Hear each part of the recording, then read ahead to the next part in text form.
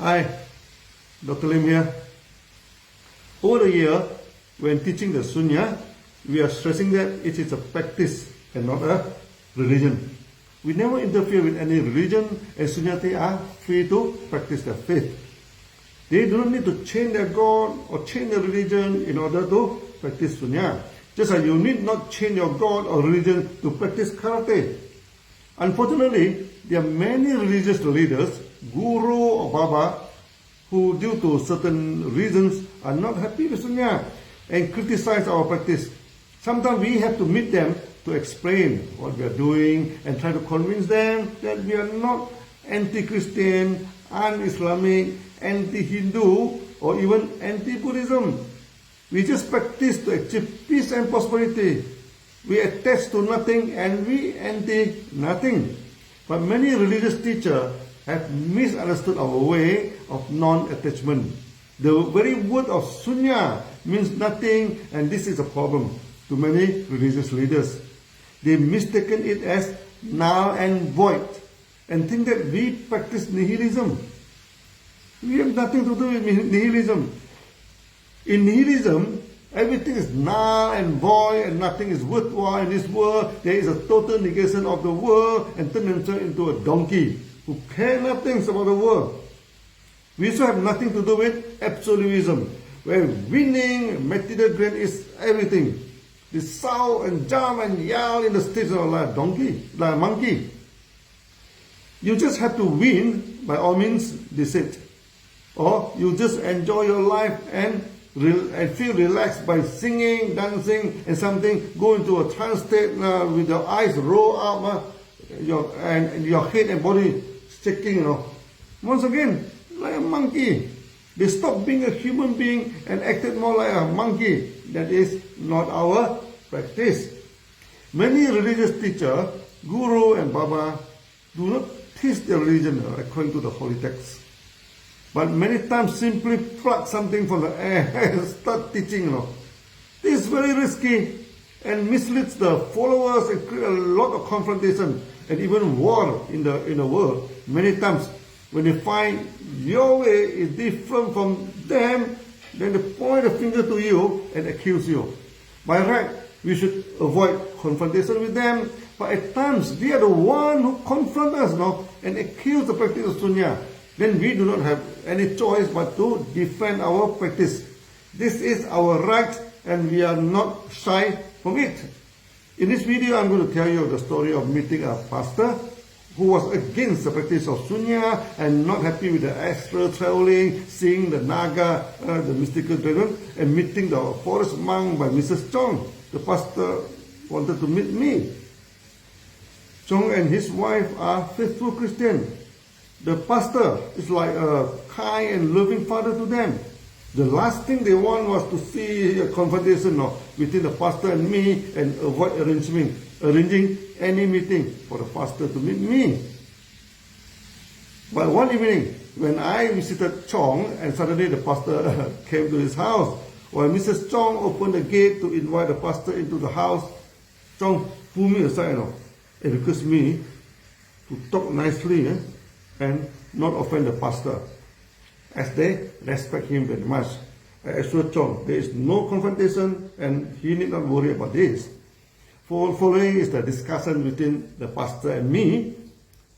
There will be discussion of reincarnation and God. Viewer discretion is advised. I'm not promoting reincarnation or God here. As both have nothing to do with Sunya. But if someone tries to associate reincarnation and God to our practice, then we have to explain our way clearly to them. I'm not against Christian here, and I'm also not promoting Christianity here. This is just a record of the discussion. If you feel it wishful, then enjoy it. If you feel it not present, then please throw it away and need not worry about it. The pastor is soft-spoken and a nice man. He smiled and shook my hand warmly. After exchanging some pleasantry, our discussion started. The pastor asked me, Lim, why not just have faith in Jesus and go to him? I do not believe in some teaching that they need to reincarnate from one life to another. Why all this trouble of meditation and believe in reincarnation? I told the pastor, Reverend, my meditation had nothing to do with reincarnation. It is a phenomenon and it's up for you to believe it or not. It had nothing to do with my practice. The pastor did not buy my explanation and said, focus your mind and believe in Jesus. And that is the need of, what is the need of sitting here and doing nothing and meditating? So we have two problems here. The problem with whether reincarnation exists and why should you practice meditation after you believe in God. Then I asked the pastor, Reverend, does God know everything? He answered, yes, son. He is all-knowing and always love you. Then I asked, when God created the wisdom tree, did he know that Adam was going to eat the forbidden fruit and started his sin? Sure, you know. Then why should he create something for Adam he sure knows and then punish him? Is that fair? The pastor laughed and told me, Lynn, do not judge the intention of God. There must be a purpose in that. No? But one thing is for sure, God created a human being, not a robot. You as a human being, you are the image of God. You are free to think and free to act. The ability to choose is a gift from the God. God gives you the willpower to decide for yourself what to do. Will God take the willpower he bestowed on us? I ask, no, this is a gift. Why should he take back from you? So even when I entered, even my willpower is intact, God will not take it away from me. No, he loves you and let you be a free person with free will. He is not taking the willpower away from you. Are the fairies in heaven beautiful, sir? The pastor started to feel my question turning a bit funny, but he answered me patiently. Sure, they are beautiful. As they are beautiful, no, can I chase after them and make them my wives? The question annoyed the pastor. No, he told me, when you are in heaven, God shall cleanse your mind and you will not do such a thing. I asked, why not? I have the willpower, and I see the angels very sexy, I cannot control myself and wanted to have sex with them. Is that possible? That will not happen. It shall happen, sir. God gave me all the willpower and sexual life. And you say he shall not take the willpower from me. So do you think I can stay in heaven and keep chasing around the angels and ask them to be my wife? Do you think God will allow that? Finally, the pastor agreed with me. God shall not allow such a dirty act to happen in heaven. Then I asked the pastor, I still believe in God and Jesus. Can I continue to stay in heaven? When you believe in Jesus, your mind is cleansed. You shall not do such thing in heaven. Then I point to one serious case in our staff. One pastor slept with one lady church member, and who is not his wife. This created such an uproar, and the church took serious discrimination on him. Even a pastor cannot control his urge and commit such an act. What is the guarantee that we do not commit it when in heaven? The pastor tried to convince me this shall not happen in heaven. Then I asked him again, is Satan, the Lucifer, come from heaven? He said, yes. He tried to go against the God and took over the heaven. He is evil and turned himself into Satan. Then I told the pastor, to fight for power is something to do with the willpower. If we also crazy for sex and for power, do you think God will allow us to stay in heaven? The question annoyed the pastor, and he kept assuring me that this shall not happen. I told him it had happened. He asked me when. I told him when God kicked Lucifer from heaven, it already happened. You will not stay in heaven if you do not follow his rule and his advice. I asked the pastor, is it not true that Jesus said, I am the way, I am the path. Through me you can enter the kingdom of God? The pastor said, yes, it is true. You should believe in Jesus and enter the kingdom of God. Then I asked the pastor, when we say follow Jesus, we should follow his teaching or follow his physical body? When he walked to the left, we follow to the left. When he walked to the right, we follow to the right, just follow right behind his physical body.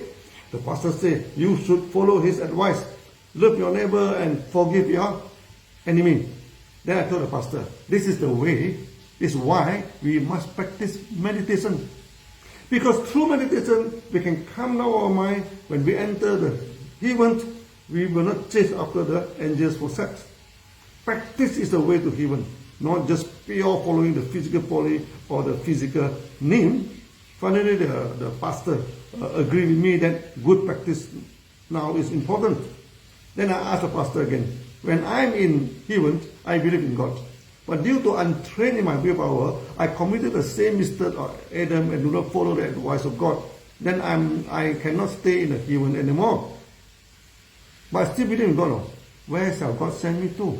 The pastor seemed a bit annoyed by my question. He asked me, if you do not follow the way of God, then you shall be sent to hell and burn forever. I asked the pastor, Reverend, do you have kids? He answered, yes. He has 2 kids and 1 daughter. I asked if he loved them. He said, for sure he loved them as much as God loves us. When your son committed serious crime, robbing the bank, killing people, and raping women, do you think he will go to life imprisonment? You are funny, Lim. If my son committed such a heinous crime, he should be jailed to the end of his life. What happens, sir? If your son does not commit serious crime, sometimes he listens to you, sometimes he does not listen to you, and mistakenly people excuse him, false excuse, and he's sentenced for life. Will you rescue him? Sure, Lim. It's just human nature for a son to listen to his father sometimes, and sometimes, some of the times, go his way. Why should he be in prison for life? That is funny. I will make sure, save him from his jail. Then I told the pastor, it is also human nature. No? Sometimes we believe in God, and sometimes we do not. When facing a crisis, we always remember the God and ask for His help. No? When we are enjoying ourselves, no? And sometimes we forget about Him, no? And have a good time. Now, sometimes I believe in God, sometimes I do not believe in God. No? Where God shall send me to. The pastors told me, if I do not go to heaven, then I shall be burnt forever in hell. I reminded him, no? He will do his best to rescue his son for life imprisonment just because he sometimes listens to him and sometimes he does not. Then where is the love from God to send someone to hell and burn forever just because sometimes he believes in him and sometimes he is not? I found the pastor started to sweat and apparently not happy with my question, which he keeps silent in it.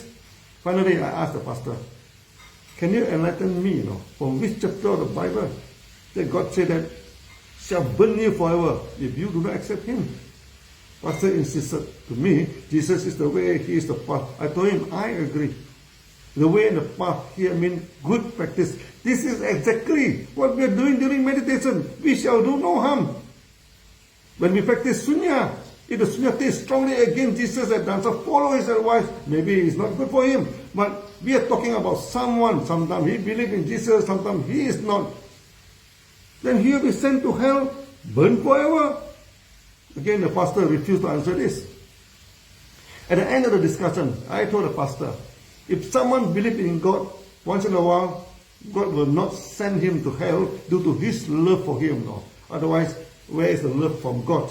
But God also cannot bring him to heaven because sometimes he does not believe in God. The only way is to send him back to the earth, to be trained and calm his mind and prepare himself to heaven. This is reincarnation. When Adam did not listen to God and ate the forbidden fruit, even then, God is all loving. God did not send him to hell and burn him forever, but just kick him out from Eden and send him to this imperfect world, to train and calm his mind again. This is reincarnation. Then I insist, practice and cleanse your mind before you enter heaven. It's crucial. Otherwise you may be kicked out from the heaven. So Sunya will make a Christian a better Christian, a Muslim a better Muslim, a Hindu and Buddhist a better Hindu and Buddhist. Sunya actually make people believe more firmly in their religion. And it is not anti-religion. The pastor found that a further discussion may not be necessary and excused himself. Both Chong and Mrs. Chong sat there squarely, like a pair of stones, and dare not talk when I discussed with the pastor. But both of them agreed with me. The practice of Sunya to cleanse your mind is good before you go to urine. After this, the pastor did not forbid Chong and his wife to practice Sunya, and we have a happy ending to our story. Now I started to coach Sunya, counsel members to become trainers of Sunya. This discussion served as a story about how to face objections and discuss without confrontation. The Sunya counsel need to defend Sunya in case there is some misunderstanding on Sunya, and we need to explain it. Before I end this video, I want to state that in Sunya we do not discuss reincarnation and God. Whether there is reincarnation or no reincarnation, whether there is God or no God, is up to you to believe, and it has nothing to do with the practice. We will touch on the surface when people misunderstood us. See you again. Bye-bye.